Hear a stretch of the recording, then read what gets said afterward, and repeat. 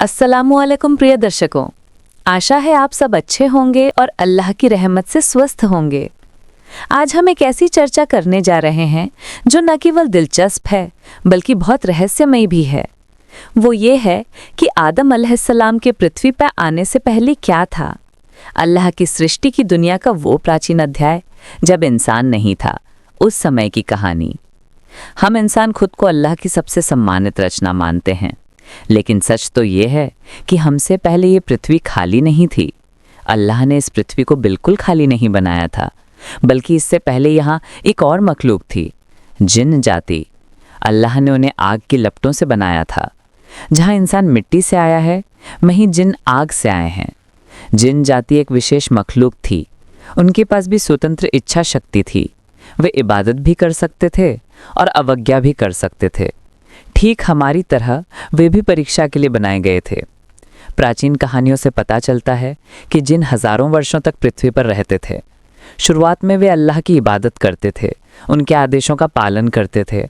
लेकिन समय के साथ वे धीरे धीरे अवज्ञाकारी हो गए। उन्होंने दुनिया में अशांति फैलाई, आपस में युद्ध शुरू कर दिया, एक दूसरे को मारने लगे। ऐसी स्थिति में पृथ्वी रक्तपात और अव्यवस्था से भर गई। तब अल्लाह ने फरिश्तों को उन्हें दंडित करने के लिए भेजा। फरिश्तों ने आकर जिन जाति के खिलाफ युद्ध किया और उन्हें दबा दिया। कई मारे गए और एक समूह दूर दराज के क्षेत्रों, समुद्र के द्वीपों या सुनसान जगहों पर भाग गया। यही घटना इस बात का संकेत देती है कि फरिश्तों ने अल्लाह से क्यों कहा था कि क्या आप किसी ऐसे को बनाएंगे जो पृथ्वी पर अशांति फैलाएगा और खून बहाएगा। उन्होंने जिन जाति के इतिहास से ये धारणा बनाई थी, लेकिन अल्लाह ने जवाब दिया, मैं जो जानता हूं वो तुम नहीं जानते। इसका मतलब ये था कि इंसान के निर्माण के पीछे ऐसा रहस्य था जिसे फरिश्ते समझ नहीं पा रहे थे।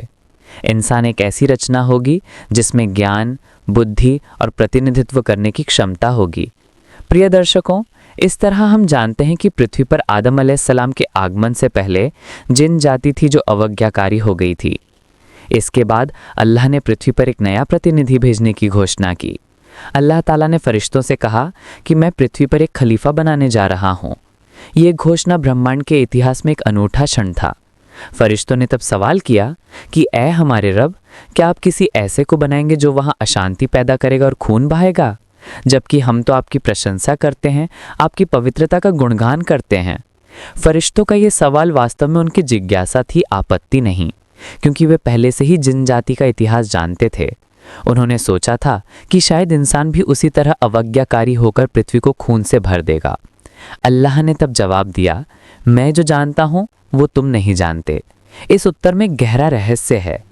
इंसान के निर्माण का उद्देश्य फरिश्तों के सीमित ज्ञान से परे था।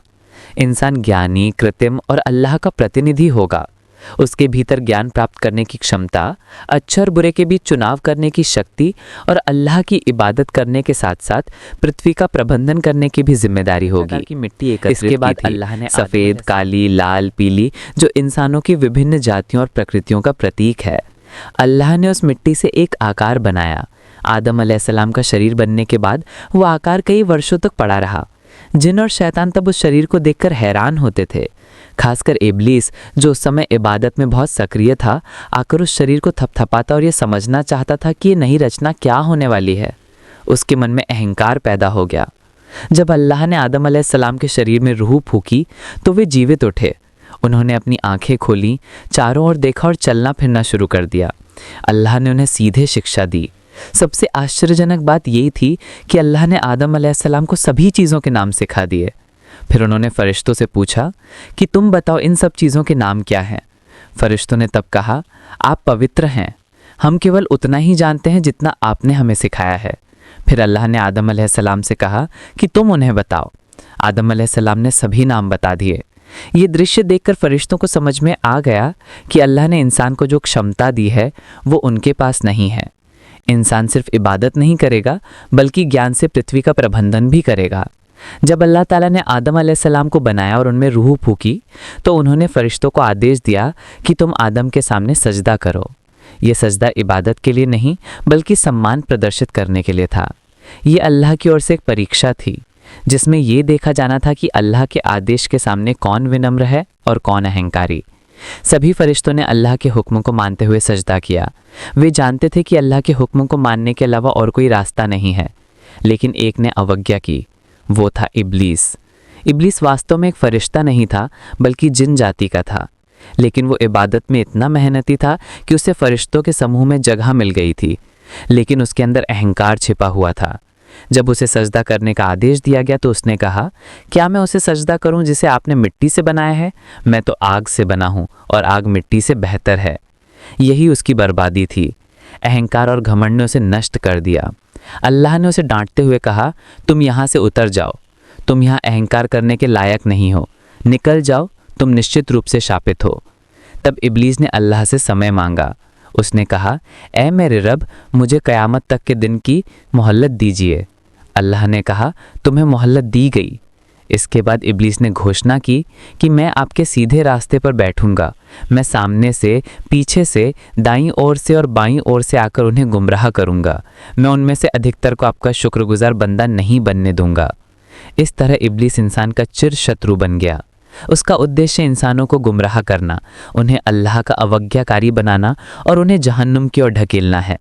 दूसरी ओर अल्लाह ने आदम अलैहिस्सलाम को बताया कि वे पृथ्वी के प्रतिनिधि होंगे। उन्हें ज्ञान से सम्मानित किया गया। फरिश्तों से सजदा करवाकर उनकी प्रतिष्ठा प्रकट की गई, लेकिन साथ ही ये भी घोषणा की गई कि इंसान के सामने हमेशा एक चिर शत्रु शैतान रहेगा जो उसे धोखा देने की कोशिश करेगा। प्रिय दर्शकों, इस घटना में हमारे लिए एक सबक है। अहंकार इंसान को नष्ट कर देता है, उसे अल्लाह के आदेशों का पालन करने से रोकता है। इब्लीस की तरह, जिसने कई वर्षों तक अल्लाह की इबादत की थी, उसका सब कुछ एक पल के अहंकार में नष्ट हो गया। अल्लाह ताला ने आदम अलैहिस्सलाम को जन्नत में स्थान दिया। जन्नत के बागों, फलों, शांति और सुकून से भरे माहौल में वे रहे, लेकिन अकेले होने के कारण उनमें एक तरह का खालीपन था। अल्लाह ने इंसान को एक सामाजिक प्राणी के रूप में बनाया है, इसलिए उसे एक साथी की ज़रूरत थी। तब अल्लाह ने आदम अलैहिस्सलाम के शरीर से हव्वा अलैहिस्सलाम को बनाया। हदीस में आया है कि अल्लाह ने उन्हें आदम अलैहिस्सलाम की पसली की हड्डी से बनाया था। ये साबित करता है कि महिला और पुरुष एक दूसरे के पूरक हैं। हव्वा अलैहिस्सलाम के बनने के बाद आदम अलैहिस्सलाम अपनी तन्हाई दूर कर सके। इस प्रकार मानव जाति के परिवार और सामाजिक जीवन की शुरुआत हुई। अल्लाह ने उन्हें जन्नत में सब कुछ भोगने की अनुमति दी। कुरान के वर्णन के अनुसार अल्लाह ने कहा, ए आदम, तुम और तुम्हारी पत्नी जन्नत में रहो, जो चाहो खाओ, लेकिन इस पेड़ के पास मत जाना। ये उनकी पहली परीक्षा थी। अल्लाह चाहते थे कि इंसान को शुरू से ही ये सिखाया जाए कि उसे उनके आदेशों का पालन करना होगा और अवज्ञा करने पर परिणाम भुगतना होगा। लेकिन तभी इब्लीस को मौका मिला। उसने इंसान को गुमराह करने की कसम खाई थी। इसलिए वो आदम और हव्वा अलैहिस्सलाम के पास आया और कहा, क्या तुम इस पेड़ से नहीं खाओगे? अगर खाओगे तो तुम अमर हो जाओगे या जन्नत के स्थायी निवासी बन जाओगे। इब्लीस ने विभिन्न तरकीबों से उनके मन में संदेह पैदा किया। उसने कसम खाकर कहा, मैं तुम्हारा शुभचिंतक हूं। आखिरकार आदम अलैहिस्सलाम और हव्वा अलैहिस्सलाम ने उस पेड़ से फल खा लिया। तभी उनके कपड़े हट गए और उन्हें एहसास हुआ कि उन्होंने गलती की है। उन्होंने तुरंत पश्चाताप किया और अल्लाह से दुआ की, ए हमारे रब, हमने अपने ऊपर जुल्म किया है। यदि आप हमें माफ़ नहीं करेंगे और हम पर दया नहीं करेंगे तो हम घाटा उठाने वालों में से हो जाएंगे। अल्लाह ने उनकी तौबा कबूल कर ली, लेकिन सबक सिखाने और पृथ्वी पर खलीफा की जिम्मेदारी निभाने के लिए अल्लाह ने कहा, तुम सब पृथ्वी पर उतर जाओ, वहाँ तुम्हारे लिए कुछ समय के लिए निवास और आजीविका होगी। आदम अलैहिस्सलाम और हव्वा अलैहिस्सलाम के पृथ्वी पर उतरने से ही मानव इतिहास की वास्तविक शुरुआत हुई। पृथ्वी तब खाली थी। अल्लाह ने उन्हें सिखाया कि कैसे जीवन जीना है, कैसे खेती करनी है, कैसे कपड़े पहनने हैं। उन्होंने इंसान को सिर्फ खलीफा नहीं बनाया, बल्कि उसे ज्ञान और विवेक भी दिया ताकि पृथ्वी। इतिहास की सबसे चर्चित घटना आदम अलैहिस्सलाम के दो बेटों हाबील और काबील की कहानी है। हाबील धर्मपरायण, विनम्र और अल्लाह के प्रति आज्ञाकारी थे, वहीं काबिल अहंकारी और इशरालू था। जब अल्लाह को कुर्बानी देने का आदेश आया तो हाबील ने एक उत्तम पशु की कुर्बानी दी, जबकि काबिल ने दोषपूर्ण फसल की। अल्लाह ने हाबील की कुर्बानी स्वीकार कर ली, लेकिन काबिल की अस्वीकार कर दी। इससे काबिल के मन में ईर्ष्या और क्रोध पैदा हुआ। उसने हाबील को मारने की योजना बनाई। इतिहास में पहली हत्या हुई। कुरान के वर्णन के अनुसार हाबील ने काबिल से कहा था, अगर तुम मुझे मारने के लिए हाथ बढ़ाओगे तो भी मैं तुम्हें नहीं मारूंगा, मैं अल्लाह से डरता हूं। लेकिन काबिल ने उस डर को नहीं माना। उसने अपने भाई को मार डाला। इस प्रकार मानव इतिहास में पृथ्वी पर पहला रक्तपात हुआ। ये घटना साबित करती है कि यदि इंसान अल्लाह के आदेशों का पालन करता है तो वो जन्नत का हकदार है, लेकिन अहंकार, ईर्ष्या और अवज्ञा उसे विनाश की ओर ले जाती है। आदम अलैहिस्सलाम अपने बेटे को खोकर गहरे शोक में डूब गए। अल्लाह ने उन पर दया की, उन्हें नबूवत यानी पैगंबरी की जिम्मेदारी दी। उन्होंने अपनी संतानों को अल्लाह के प्रति आनुगत्य के महत्व को सिखाया। अल्लाह ने आदम अलैहिस्सलाम महीनों तक पृथ्वी पर रहे। हदीस के अनुसार उनकी आयु 1000 वर्ष थी। जीवन के अंत में उन्होंने इस दुनिया से विदा ली। फरिश्ते जन्नत से कफन लेकर आए और उन्हें दफनाया। पृथ्वी पर यह पहला जनाजा और दफन की प्रथा थी। प्रिय दर्शकों, इस प्रकार मानव जाति के इतिहास की शुरुआत हुई।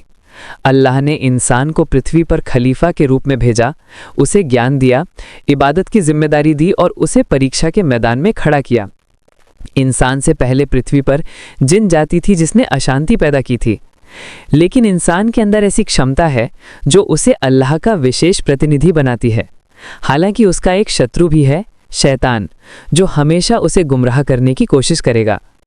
ये कहानी हमें सिखाती है कि इंसान को अहंकार और ईर्ष्या से दूर रहना चाहिए, अल्लाह के आदेशों का पालन करना चाहिए और पृथ्वी पर शांति स्थापित करनी चाहिए। यही इंसान की असली जिम्मेदारी है। प्रिय दर्शकों, इसी के साथ हमारा ये वीडियो समाप्त होता है। आदम अलैहिस्सलाम के पृथ्वी पर आगमन से पहले क्या था और मानव जाति की शुरुआत कैसे हुई। आशा है कि आपको इस चर्चा से बहुत कुछ जानने को मिला होगा।